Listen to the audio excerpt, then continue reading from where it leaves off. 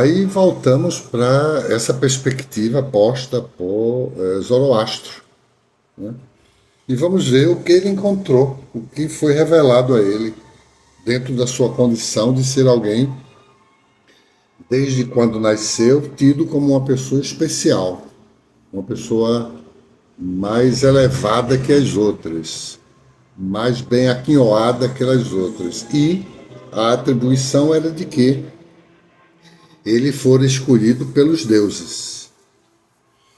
Então vemos que o fator sacrificial não era posto apenas pelas oferendas dadas pelas pessoas, como no caso de animais ofertados aos elementos que eram tratados como entidades divinas. O sacrifício era estruturado também de modo pessoal, de maneira que cada um iria se dedicar aos fatores que serviam por meio de nomeações que afirmavam o lado da sua pessoalidade. Já o profeta defendia que a verdadeira busca era de se afastar da mentira, indo na direção da luz e se afastando da escuridão.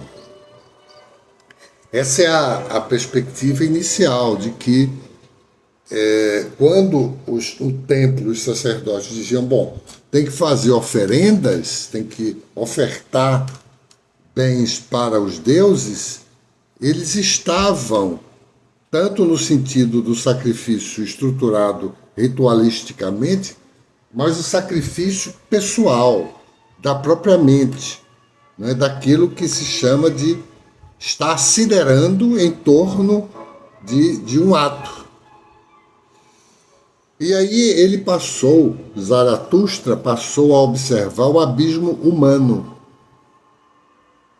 Nesse abismo ele viu a luz, que se chamava Ahura Mazda, o levando a focalizar os sacrifícios praticados como algo sem substância, indicativo da dissonância entre os gestos e os propósitos. Por conta disso, ele desejava que os homens ficassem aliados à luz, diferentemente do que era posto como ritos pomposos, mascarando apenas o poder. Por conta disso, destituía as entidades caprichosas, essas entidades que queriam que lhe ofertassem bens na condição sacrificial, e as pessoas instalassem na própria mente de que elas deveriam lidar com essa visão sacrificial. A luz estava na sacrificialidade humana. Era a defesa da consciência irradiante que Zaratustra colocava. Na base dessa consciência irradiante estava Ahura Mazda, o Senhor da sabedoria e uma luz que dava forma ao mundo, ordenando o cosmo como fonte da verdade e da bondade. A sua antítese era Angra Mainyu, o espírito destrutivo, que tem a força da mentira, gerando o mal como sombra da liberdade humana. Então está aí a coisa posta no sentido de acompanhar a ideia maniqueísta. De um lado estava o bem, a luz, a bondade, o bom, e do outro lado estava a mentira, a maldade, a escuridão, e aquilo que afastava as pessoas dessa luz. E aí ele estaria dizendo que a perspectiva sacrificial estava perto exatamente da escuridão e não da luz. Dessa forma, ele afirmou que havia uma batalha interior em cada pessoa para escolher um desses caminhos para a sua vida, fazendo com que fosse pequeno e infinito ao mesmo tempo. propulsando cada pessoa no sentido de transformar uma revelação como uma espécie de missão pessoal. Assim, o mundo precisava conhecer o caminho da luz por meio de escolhas morais, pensamentos verdadeiros, palavras justas e ações corretas. A seguir, criou cânticos que falavam de um Deus bom, justo e único. O direcionamento era que cada pessoa seria um guerreiro da verdade, usando a consciência e a virtude.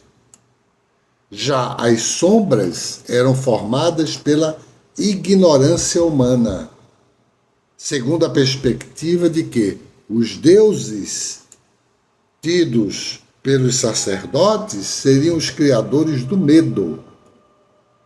Assim, afirmou que dentro de cada pessoa havia uma centelha divina. Isso é muito importante, essa ideia da centelha divina, porque nós vamos voltar a ela quando tratarmos de Piste Sofia. Essa centelha divina ele denominou de Atya, significando a ordem cósmica. Mesmo a escolha sendo livre, ocorria uma extrema exigência, justamente pelas margens postas acerca da consciência. Isso levou a chamar os seus seguidores de filhos da luz, indicando que haveria a vinda de um Salvador, tendo fogueiras em vez de templos, difundindo respeito aos elementos, cuidando dos animais e da terra em que viviam.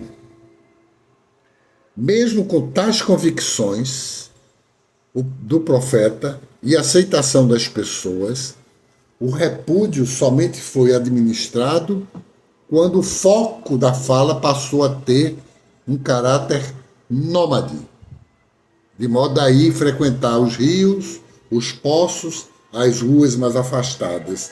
Haja visto o fato de que, nas localidades onde haviam esses templos, novamente existia um processo de perseguição a Zoroastro.